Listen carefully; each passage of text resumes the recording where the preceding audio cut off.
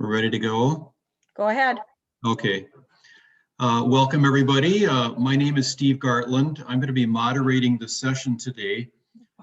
I've been working with the racial equity team in the partnership and the education area. I've been a member pretty recently, only 3 years, so I feel like I just joined. My wife and I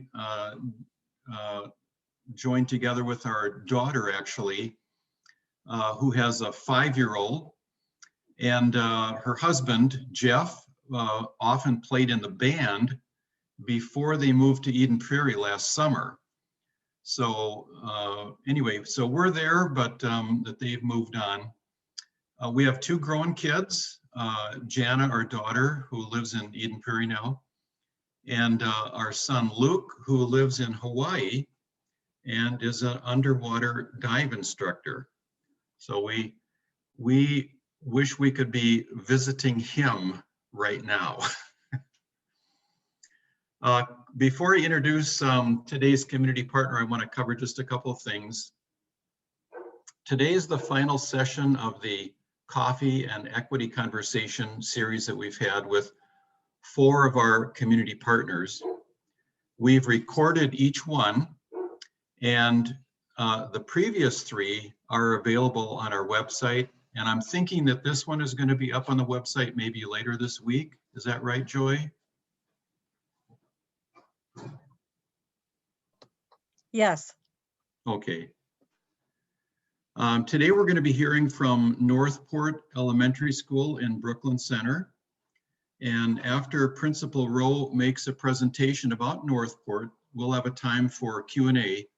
So during the presentation, you might want to jot down any questions that you have, and then after the presentation, I'll go ahead and start the process, but then we'll look for any questions from you, and you can either do that in the chat box, or you can unmute yourself and we can talk that way. Before we introduce Principal Rowe, I want to just do a quick shout out to our liaison from Mount Olivet to Northport, and that's Randy Svensden. Randy, can you just give a wave there so everybody can see you? Okay. Anything you want to say? No, just glad to be here. Glad school has started at Northport. Can't wait to get things are going. Okay. Told me that things are going real well. Nick said things and he's proud of the kids. I'm sure that's the general feeling. Okay, the audio is pretty fuzzy there, so not sure what was going on, but anyway, thank you, Randy. Frederico Rowe is the principal at Northport Elementary. For most of his 16-year education career, he's been involved in public education, where he served as a classroom teacher, model teacher, assistant principal, and now principal. He's excited about the growth of Northport and its commitment to increasing student activity performance through the arts. Northport community provides a learning environment with high expectations for belonging, being empathetic, achieving our highest potential, and showing respect to all. So with that, Principal Rowe, welcome, and tell us a little bit about Northport.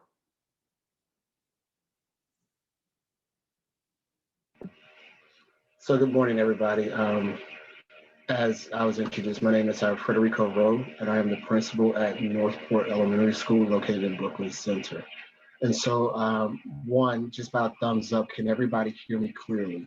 Sometimes my voice tapers. Okay, perfect. So one of the things that I pride myself on as being principal of Northport is the team that I have. And I know Steve mentioned that I would do the talking, but I won't do it any justice. We have to allow the team to speak, because one of my beliefs is that you hire well. And when you hire well, you allow people to work in their expertise. My expertise is in being a principal, but there are other areas that also go into the workings of a school that my staff actually has the better skill set than I do. And so with that, I will introduce my assistant principal, Ms. Shalinda Sherrod, and let her say a couple of things, and then we'll get started with the presentation and introduction of the rest of the team.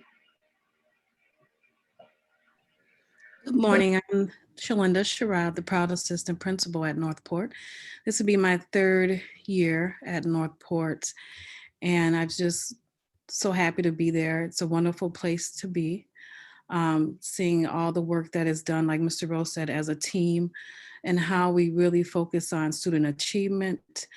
And we're currently doing some work with our instructional leadership team around equity and really looking at some of the things that we have in place so we can ensure that we have equitable outcomes for all students. So we are all on our own equity journey, and it's good to be where we're at and just keep moving forward in that process.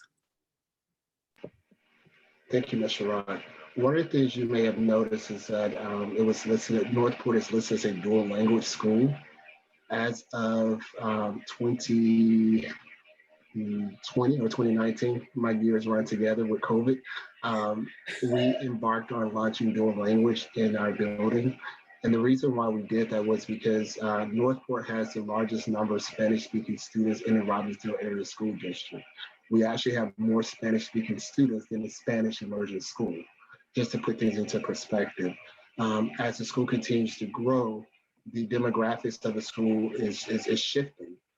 Northport has traditionally been a predominantly African-American school.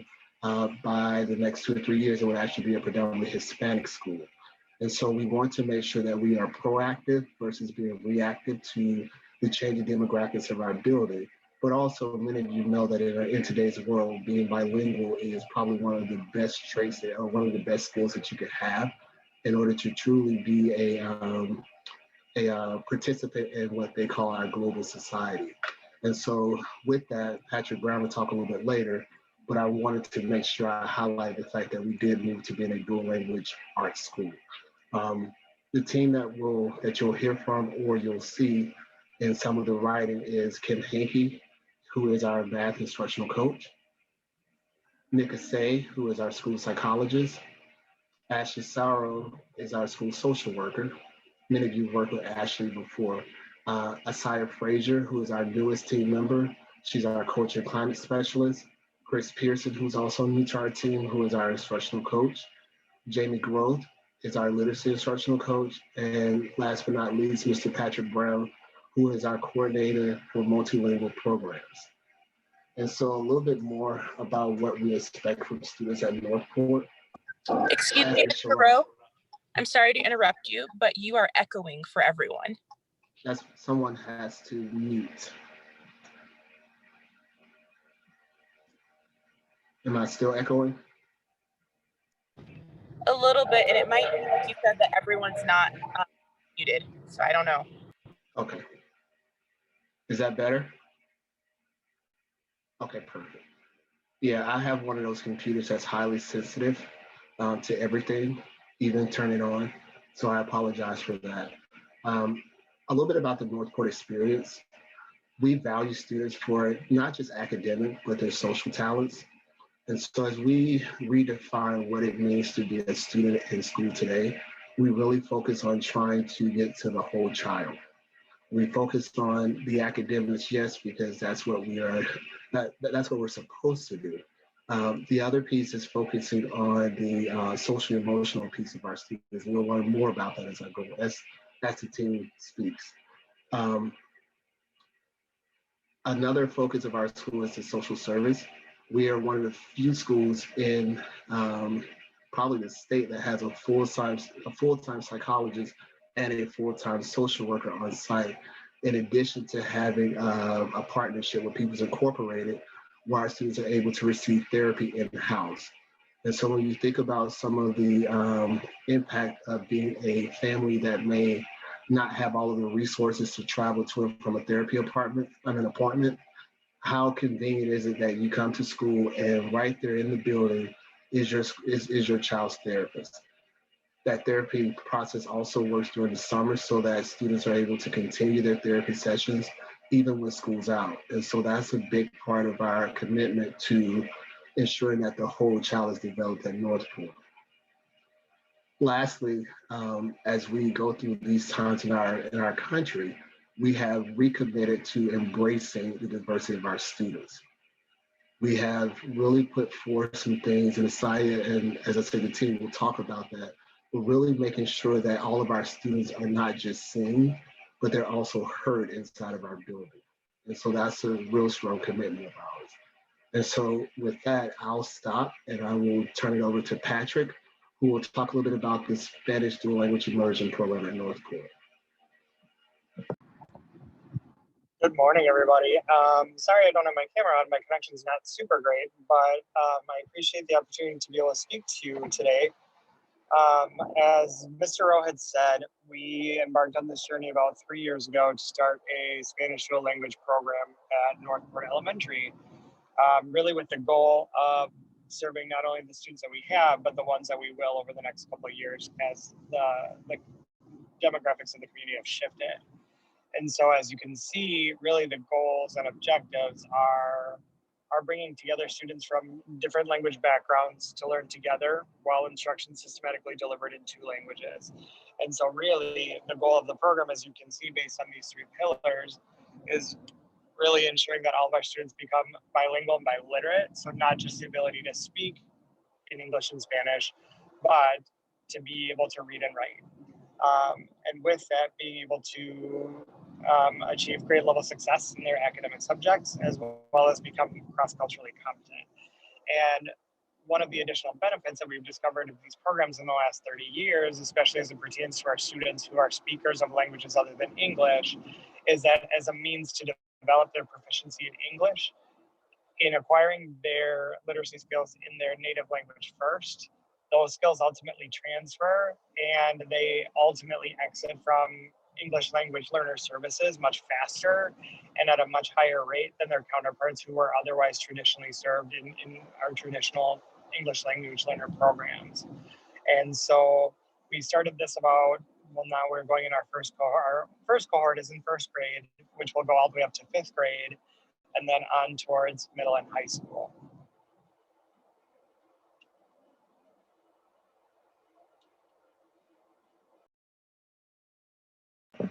Thank you, Patrick. I was joking earlier, when you have multiple screens out, it's very hard to find your mic. So if there's a delay, I didn't fall asleep. I'm just looking for the mic. Kimberly, I think you're up next. Yes. I was looking for my mic too as I'm trying to do the PowerPoint. So I am Kim Hankey and I'm the volunteer coordinator as well as an instructional coach at Northport. And I've been the volunteer coordinator for the last 2 years. And so over the last few years that we've been in partnership with Mount Olivet, as well as in the last few years in my role, there's been a lot of wonderful things that have happened through our partnership. And one of the important things that it has given to our students is through donations. And we're very, very thankful for all the things that you have contributed to help our students with their basic needs, whether it's being snow pants, mittens, gloves, hats. Last year, there was a drive for personal hygiene items for our older students and things like that to bring home. And it's just been a really great opportunity and things to be able to provide our students with the basic things that they need. And that has directly been related to what has happened with our partnership through you. So those donations are very much appreciated and our students really love having those things. Another thing is the volunteering. A lot of community members from Mount Olivet have come in and have become volunteers in our building, whether it's been reading, math, support in the classrooms. I think last year we had probably 10 people from Mount Olivet working with kids one-on-one, as well as also helping with some of our school events. So we have like Muffins for Moms, breakfast buddies, things like that. We have our school carnival, we have some family nights. And so a lot of Mount Olivet community members have volunteered at those events, which really help it be successful, so that the teachers don't have to be working the different areas of the events. We can just be with the kids involved in those kind of things. So volunteering in that way is also very helpful in order to make those events really successful. So we love all of our volunteers. The students love having that one-on-one time with our volunteers. It's really, really important for kids to have that time to read, to work on math with an adult, and just to have that time with someone to just get that special one-on-one time. And then another really important thing that not all of it is done with us is our kid packs, and our students absolutely love them. And they've actually been asking about it if they're coming back, and really excited to work with Beth next week about getting these kid packs back in our students' hands. They really, really love them. And it's been a great thing for our kids to have some food to go home over the weekends, and really appreciate that partnership as well. The next thing we are going to move into is racial equity. Mr. Rowe, do you want to start this off, or you want me to keep going? I can start it out, and then I can let the team members chime in, especially Ms. Sherrod, because this is her baby. One of the things that we have to own up to at Northport is that we are a school that is predominantly of color with a predominantly white staff. And because of that, there are going to be some items or some understandings that may not be there culturally. And so in our efforts to help, or in our efforts to move this work forward, we have started to do some things around racial equity. And I'll be very honest with you, tradition is hard to break for some people. It's extremely uncomfortable for some people. And so getting people to come to the table and talk about race, gender, class, those types of things, it starts out very difficult. And so what we've done at Northport is we've engaged in reflective practice. We've done staff meetings where we've talked about, if you have the opportunity, the article we used was What Schools Cause Trauma. Again, it's What Schools Cause Trauma. And in that article, it talks about practices that schools have in place that can reintroduce students to trauma. So one of the items we discussed at Northport was when a teacher wants all of the students' attention, the teacher may say, put your hands up, which for some of our students could be jarring and traumatic when you think about the way that in society, that's the first thing the police officer says to a lot of people when they are stopping them or when they are engaging in an arrest. And so we talked about that practice and how that practice for some of our students, they witness family members being arrested or what have you, how that could actually be a traumatic experience for them. Another example was the idea of how we walk in lines. If you've ever studied the prison system, that is something that is very prevalent in the prison system. And so we have to ask ourselves, are we training or are we teaching students to be productive citizens, or are we getting them prepared for the prison system? And for some of our staff, that's a very uncomfortable question because some of them took it personally, and it wasn't designed to be a personal attack. It was really about how do we look at our practices as a whole and move our students forward, because they're the future. You know, most of us on this screen have gone to college and done a good portion of our life. And so we're getting ready to pass the torch to a group that we hope will be able to engage in conversation in a respectable manner around race in our country, around equity in our country.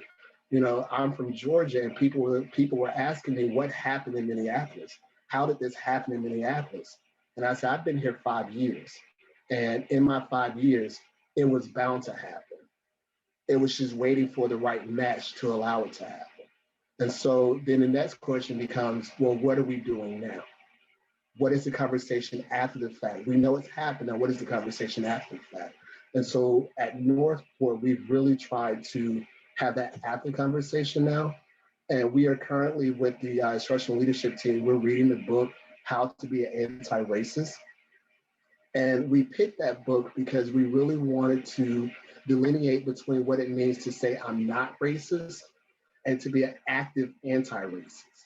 Because, and I'm not going to give the book away, but the Arthur Kendi talks about you can say that I'm not a racist and move away from saying things or move away from participating, but you don't necessarily challenge the system that allows racism to exist or to allow inequities to exist. And so that's one of the books that we're starting on with the leadership team. The last thing is that we work to foster school climate in which all students and staff feel connected. Mr. Rod, do you have anything you want to add before we move on? I would say the staff meetings where we provide professional development. We did do, the school read the article, and we did some activities around how we are causing trauma, and not intentional, but it's some of the ways that we are speaking to children cause trauma in the classroom. And like Mr. Rose said, put your hands up. And really, and again, it's not intentional, but we're just trying to bring this to light and then continue to have some of those reflective conversations, because you don't know what you don't know. And so the staff is really on a journey and coming to say, thank you, for helping me understand what I am doing or what I am not doing, and how I can do things differently to make sure I'm reaching out to all students. When we look at our frameworks for math and literacy, how is every child showing up in our frameworks? So we have to really look at that, because it may just be geared towards the dominant lens, and our dominant lens is not what's necessarily in our classrooms. And so really taking a deep look at that stuff and really helping the teachers understand where we need to do the work.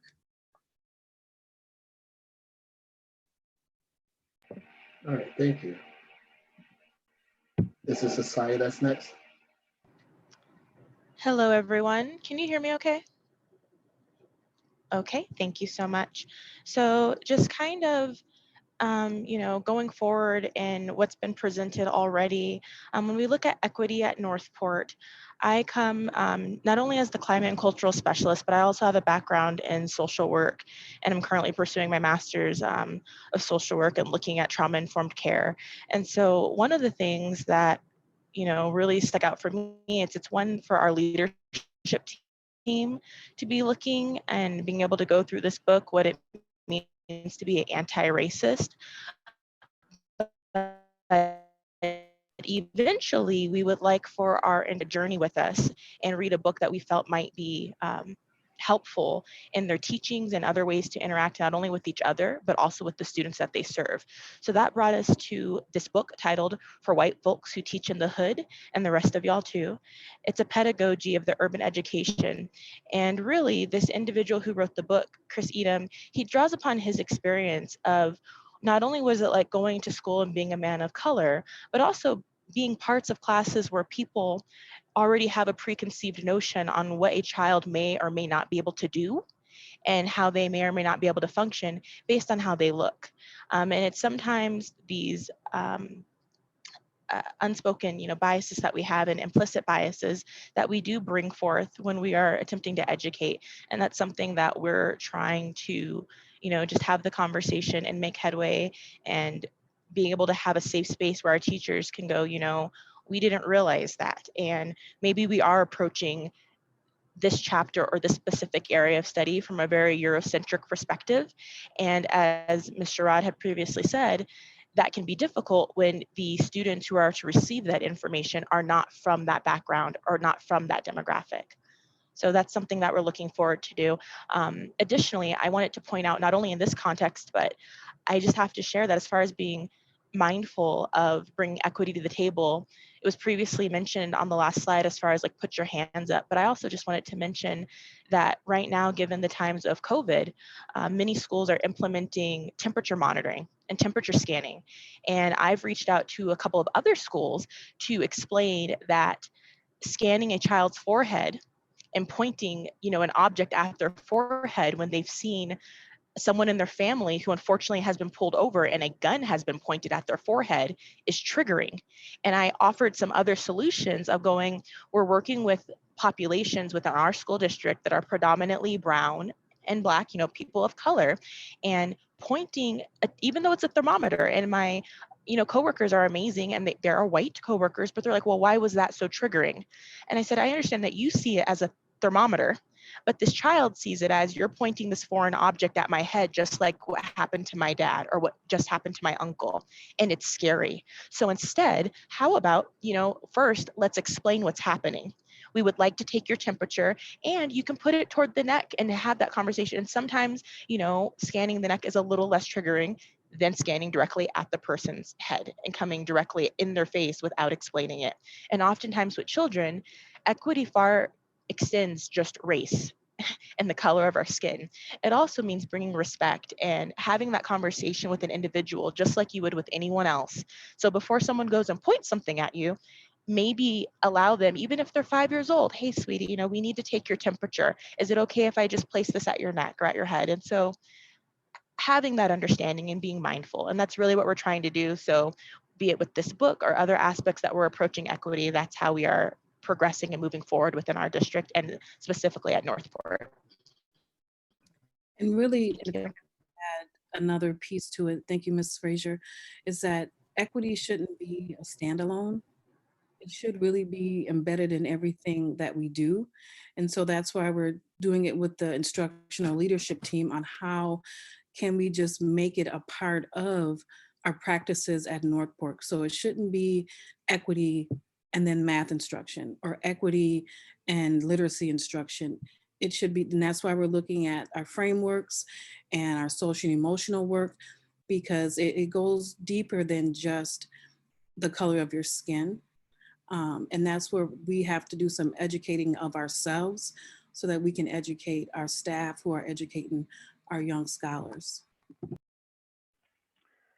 That wasn't in plan, but Ms. Rob, that was a perfect segue into my section in talking about school climate that Mr. Rowe mentioned a little bit ago. But just as a brief background, school climate is it's something that all schools have. It's kind of broadly defined as how students connect to their school and how welcome they feel within their school.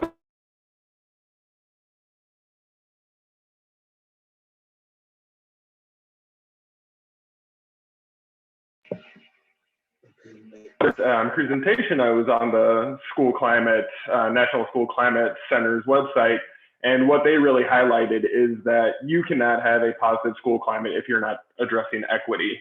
So on this slide, I provided just a bridge version of how they define an equitable school climate. And as you can see, it really resonates with everything that we've been talking about, and what Ms. Sherrod just so nicely said is that we need to incorporate equity into all aspects of what we are doing at Northport, and that we are really making sure that everything we're doing is culturally responsive to not only the students within our building, but that our norms and our goals and our values at Northport are reflecting those families that we're supporting and the community that we're within. And this is not a goal that will ever be achieved. It's always a moving target. And as Mr. Rowe was just saying at the beginning of this, our demographics and our population at Northport are constantly shifting. And so we as school staff need to make sure we are shifting the climate we're creating at Northport to reflect that. And so just everything that's been talked about here goes into school climate. And I just wanted to highlight some other things that we really make sure that we are doing to create an equitable school climate. We are very intentional about making sure we're highlighting different cultures throughout our school year and making sure that we are representing all cultures and helping students learn about these other cultures that maybe their classmates identify with. We do that through just morning presentations. We also have a cultural parade at the end of the year where the students are actually allowed to come in representing their culture and educate their peers a little more about their culture. Another thing that we do is we have our Student of the Month celebrations every month, where teachers get to select a student from their class that they want to highlight as being successful. And what's really important with that is that we're celebrating success beyond just academic achievement. At the beginning, we talked about our bare expectations, our belong, our empathy, our achieve, and respect. And so we pick students who, even if their grades aren't the best, are showing empathy to their peers really well, or are showing a lot of respect in the classroom. So we really want to make sure we're highlighting those achievements as well. And then just briefly, where I really focus a lot of my work on is on developing the social and emotional learning of our students. We recognize as school staff that our students are coming to us with different levels of skills of social emotional understanding of what is kind of expected for behaviors in the classroom. And we really work hard to not create a punitive culture at Northport. If a student is maybe not quite acting how we would want them to be in the classroom to create a great learning space, we are trying not to be, we try really hard not to be punitive with that student. Instead, we provide them the social and emotional learning tools that they need to understand those expectations and work to improve on those expectations so that they feel more a part of Northport and their classroom.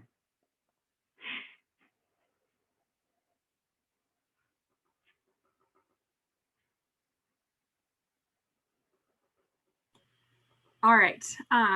One of my other roles at Northport, besides being the volunteer coordinator, is I'm an instructional coach, and my main focus is math. It's definitely my passion and my love, and so one of my jobs is to support teachers and students in one of our bare expectations achieve, and to ensure that all students are achieving at high levels, specifically around math instruction. And one of the things we do is we have a math team that meets monthly, that looks at our school data, that looks at our teaching practices, that looks at what we're doing in the classroom, and makes changes directly in the classroom and what we're teaching. And our math team is reading a book study, and it's called Catalyzing Change in the Elementary Classroom, and it's from the National Council of Teachers of Mathematics, NCTM. And it really talks about that equity piece in the classroom. And some of the things the book talks about, I just put some different things here that we're looking at as a math team to really focus on and work on changing in our math classroom. And so the goal is to really just develop that deep mathematical understanding and to build confidence for all of our kids that they're all capable learners of mathematics. We really want to teach our children to understand and critique the world through mathematics. And so when we're instructing, it's not just giving them a worksheet of problems and getting them to memorize a procedure, but it's really developing that joy and wonder and beauty of mathematics. We want kids to love math. We want kids to take on challenges and problem solve in a way that they haven't done before. And so one way to do that is to create lessons that really draw on students' lived experiences. So when we're creating problems or different things in the classroom, that we're pulling things that are happening in their lives so they can make those connections and they can remember those things a lot longer than just memorizing a procedure of how to do long division or how to simplify a fraction. We also build our lessons with multiple entry points. We know that all children learn at different levels and come into math at different points. And so when we are teaching, we want to make sure that we give all students an entry point into doing that mathematics and then help build and scaffold it up to that high level. And so that even though kids might come in at different points, we want them to all reach that really high level of success when it comes to math. Another thing is to allow time for students to strengthen their mathematical agency and become problem solvers, kind of like I talked about before. We develop lessons that really nurture children as the doers, the knowers, and the sense makers of mathematics. So instead of me as a math teacher just getting up and telling kids how to do something, we let them, we call them number talks, where we present a problem and kids share their mathematical thinking and teach each other how they make sense of a problem and really develop that ownership themselves and become the teachers of each other. And so we're more of a facilitator than a teacher. And then also removing those barriers for that deep learning of mathematics. So not tracking kids, doing ability groups. We're not labeling them based on assessment data. And then we're constantly reviewing and changing our curriculum. Ms. Sherrod talked about our math framework. We've changed the way we teach math and developed a framework that's really inclusive to all students and responsive to the different needs of all kids. So that's just some examples of what we're doing specifically in math. Literacy is very similar, but just what we're really doing as teachers and as different teams looking at our instructional practices and how we can make it more accessible and make sure that all children really achieve at those really high levels. All right, thank you, Kimberly. At this time, I just want to say to the team, thank you for getting everything together. And then also turning it back over to Steve. At this time, we're available to take questions from the floor. Thank you, Principal Rowe and the team. Wow, I'm just blown away. You have raised a lot of issues that we are, in a sense, starting off this similar kind of journey. Principal Rowe, when you mentioned that you basically have a student population with a high percentage of people of color, lots of different cultures involved, with predominantly a white staff, and you're taking this, you're trying to help everybody see and appreciate the culture of the rest of us. Boy, that's exactly where many of us are at as well at Mount Olivet. And so I find personally that a lot of what you shared is very helpful for us. So I just want to thank you for that, first of all. Some of you may have some questions that have come out. So get ready to ask that. Let me just ask a first question here to get us going. And I'll just address to Principal Rowe or the staff. What would you say is the most pressing challenge facing Northport in the area of racial equity right now? That's a great question, and I'll let the team chime in also. I would say the biggest challenge from my lens as a principal is having people to recognize that it's not just about money when it comes to helping our students. And so a lot of times we get money. It's really about the intentionality of getting the people empowered to understand the structures that are in place that prevent our students from being successful. And so when you look at data across our country, every school that is predominantly of color, that is a traditional public school like Northport that does not have any specialized program, every single one of them is failing. I'm gonna say that again, every single one of them is failing. And so when you start to add in, it's a theme school or it's a highly selective school, then you get schools that are predominantly of color that are achieving. I think people have to understand that there's a deeper issue here in our educational system. It's not that students of color can't learn. It's we are educating students with a process for people who passed away over 200 years ago. And until we make the necessary adjustments to the educational system, we will continue to get the results that we're getting. One of the best things about COVID was it forced us into a different mindset as it comes to educating students. And so we could talk about the equity of technology, we could talk about the equity of internet access, but we also have to talk about the equity or we have to talk about what happens after COVID is gone or we've gotten COVID under control. Because if we go back to the traditional ways of doing things, then we've really wasted 10 months of our lives when we really could be changing education. So the biggest thing for me as a principal is getting people to understand that when I have students in my building who speak 4 languages, but are not successful in MCAs, that is not an intellect issue. That child is taking in English, maybe transferring to a tribal language, then to French, then to maybe something else, and back to English, and still have to give that answer in a time setting on a standardized test. And so we have to help the powers that be understand that there are some fundamental things that are in place that are not working for students of color. I'm not saying scrap educational system, so the education system. What I am saying is that we have to have some conversations and continuing to pass legislation like No Child Left Behind, as to some of the other things that have come down, they're not helping us because they're still not speaking to the issue of, in the state of Minnesota, less than 4% of the teachers certified are of color. That's not counting, that's not teasing out Black, Asian, or what have you. That's all of the minority groups. less than 4% are of color.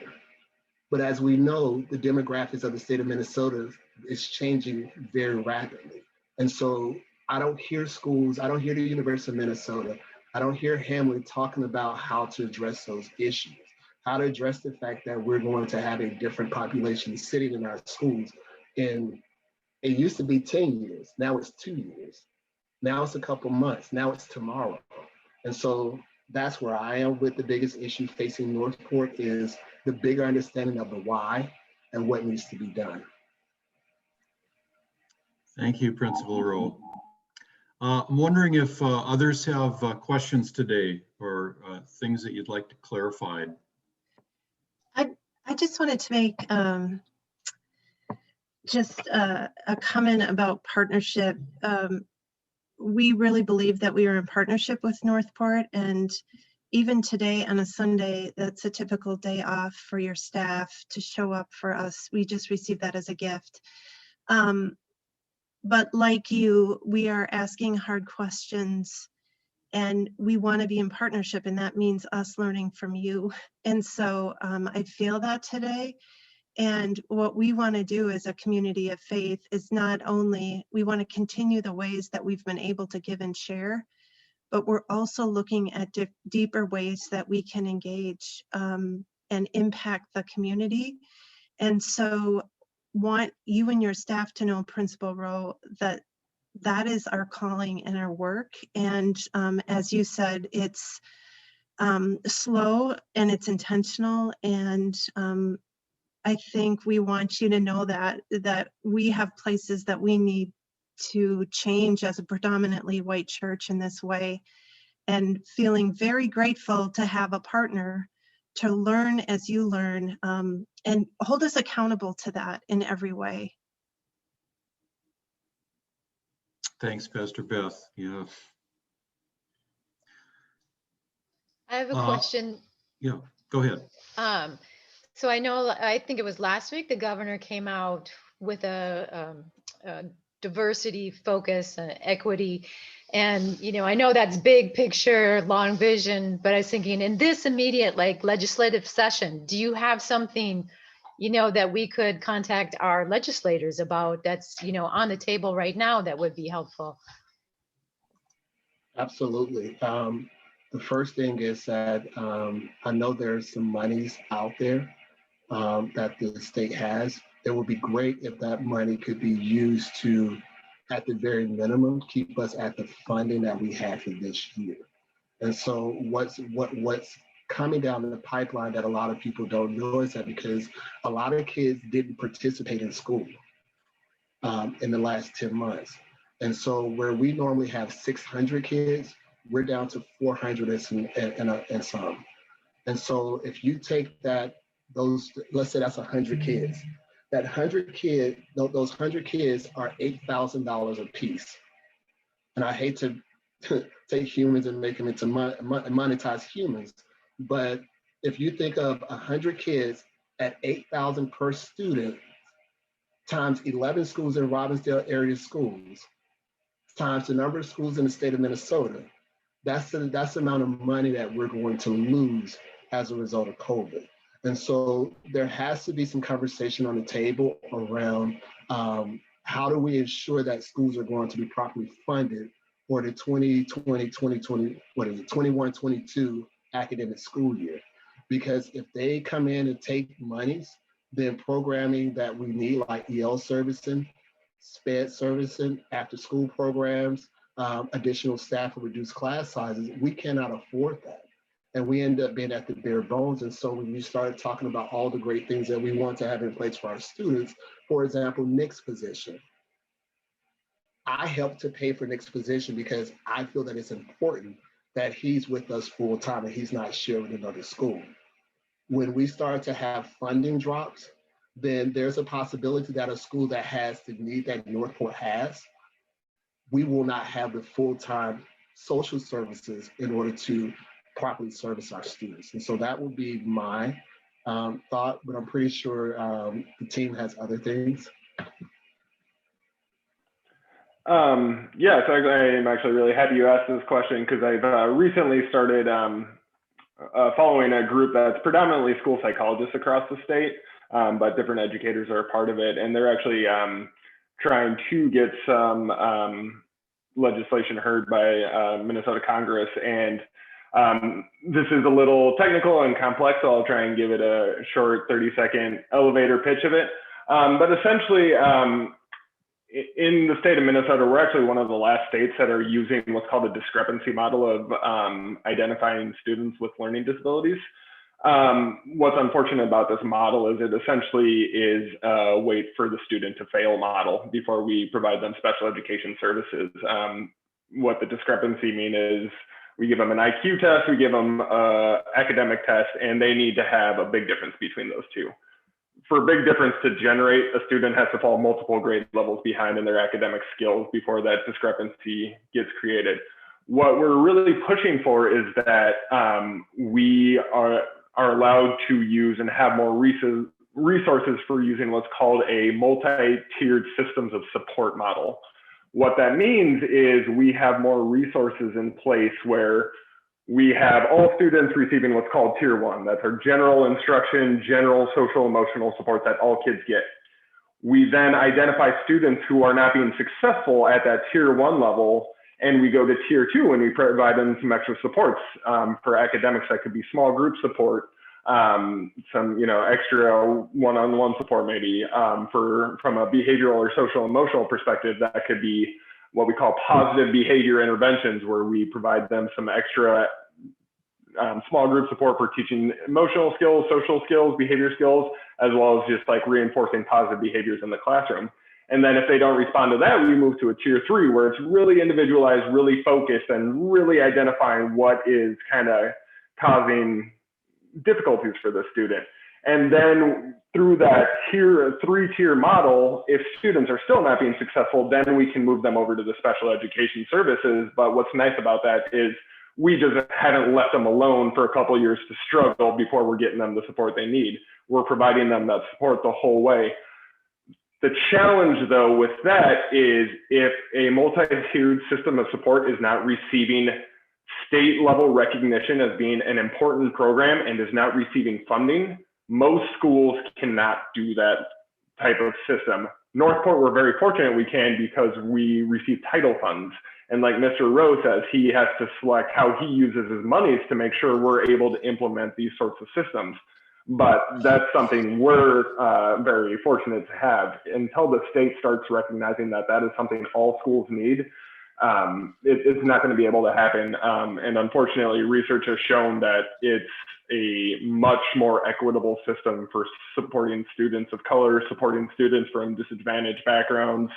And so it's something that really needs to be happening statewide. I have to agree with Mr. Rowe and Mr. Asay about the funding piece. And I really like the idea of what you guys are working on, Mr. Asay, because, and there is a district in the Twin Cities that they use it's called SNAP to identify kids. And it is unfortunate that we have to wait until students fail and are several years behind before we can provide them with some special ed evaluation if that is needed. However, everything that Mr. Asay talked about, it goes back to the funding piece. So if we don't have the funds, Northport, we do have the funds, but in our district, there are other schools that if we were to implement a multi-tier system of support approach, they don't have the staff that we have to be able to provide that for the kids, and then who's at a loss? And so if it was statewide, that's a great idea, then everyone will get what they need and kids aren't left out. So that would be nice if that was implemented, because it always goes back to funding. And like our school has an on-site mental health therapist. Several schools don't have that. So just goes back to the money.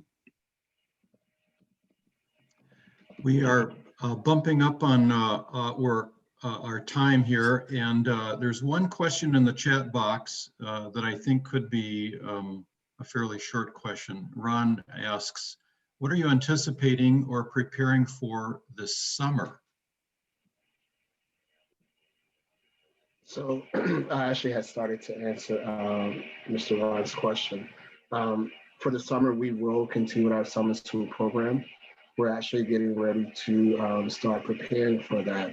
The biggest issue with summer school is that we also have to keep in mind that many of our parents have um, either lowered their hours or had to find alternatives for students to be able to attend distance learning.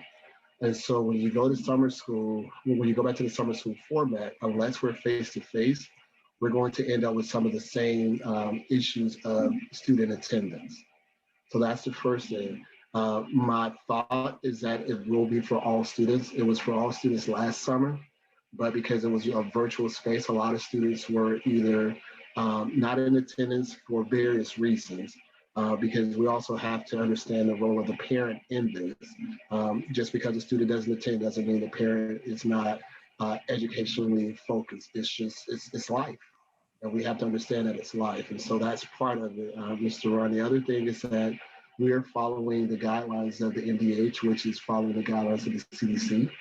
And so once we figure out when we can start to have volunteers back in the building, we will know. I don't have a date at this time. I will say that the staff is moving through the vaccination process so that we can start to figure out what our next steps will be for volunteers. Great, that's a super segue, Principal Rowe. Kimberly, do you want to put up that last slide? And just as a way of summarizing things, I know that it is going to be a few months before we can really start looking for volunteers again, as you mentioned to me on the phone. But I wonder if you could just go over some ways that if people are interested in being part of this partnership between Mount Olivet and Northport, how can we do that? Yeah, in the future, hopefully next year, we will be able to have volunteers back in the classroom, either mentoring with students, doing some tutoring, some one-on-one reading and math support. Teachers always can use support in the classroom, helping with cutting out lamination, cutting out projects, making copies, different things like that, and also helping out with our school events. Hopefully next year we'll be able to do our family night, our family lunches, our different events after school and things like that. So I know usually we send something out that they put in the bulletin, you know, we're looking for volunteers for a family night, anything like that in the future. We also started the AmeriCorps program, which is it's kind of a bigger commitment than just volunteering. It's anywhere from 18 to 35 hours a week doing math and reading intervention with students. And it's a scripted program. They give you exactly what you need to do. We have 4 AmeriCorps volunteers that just started this year, but in the future, we might be looking at adding some more. So that would be something if you're retired and want to do a little bit more in-depth, more hours, something in the future to look at. And then also to just continuing to support Kid Packs this year. We're still looking for gloves and boots for students, as well as snow pants. If you have anything else, Ashley Sorrow, our school social worker, is the person to contact about donations. So if you're interested in donating and want some more specific ideas, Ashley Sorrow, it's just her first name _ last name @ardale.org is her email.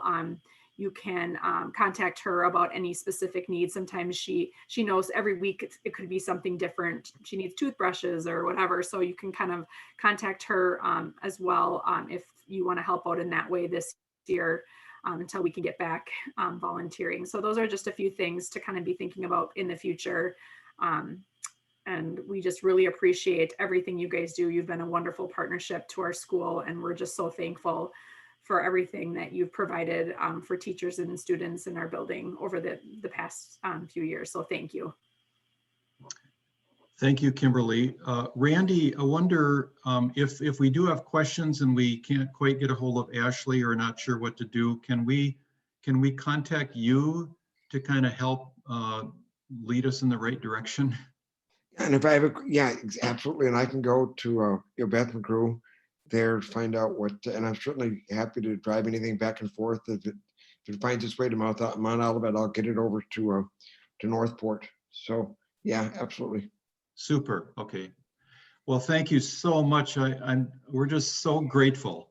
And I just want to echo Pastor Beth's words also. We are on this journey, and we would love to learn from you as much as we can help share and partner with you. So maybe we can continue the conversation. Yeah, I was going to say really quickly, maybe Steve, if there are enough people of interest, maybe one of our first tasks could be maybe doing a book study together as a joint between Mount Olivet and Northport, and we can throw some titles out there and then have the group to select, or we can take a title that we've already read at Northport. I'm open, but maybe that's the best way, because one of the volunteers, and I know it's past 12 o'clock, so I do apologize, but one of the first bullet was mentoring. And I want to really stress that piece, because everybody doesn't want to tutor or what have you. Our kids need to be seen and heard. And so if you're someone who just feels like sitting down with a 5-year-old that you can make a connection with and you just want to hear about their day, that's just as important as coming in and being a math tutor or a literacy tutor, because we have so many kids who just want to be heard and seen in our building. Nick and Ashley are always scrambling for someone for kids to check in with. We do morning check-ins with students, and if you can make it a part of your day where you can stop by the school and check in with Frederico, who's a 5-year-old in the kindergarten classroom, or a 3rd grader, and make that a part of your routine, we will welcome that. Because for some of our students, the only time people actually speak to them is in the school building. Great suggestions. Conversation. Yes, sir. Okay, yeah. I will get our little racial equity partnership team together, and we'll talk with Pastor Joel and Beth, and we can figure it out. I think there's many of us who would like to pursue that. Appreciate your invitation. Great. Thank you for this time. Steve, I have one comment as follow-up to what Principal Rowe was talking about in regards to reaching out to legislation and making bigger changes. Are we able to do a follow-up as an email or group team? And would it be helpful that we do that as a community or individually?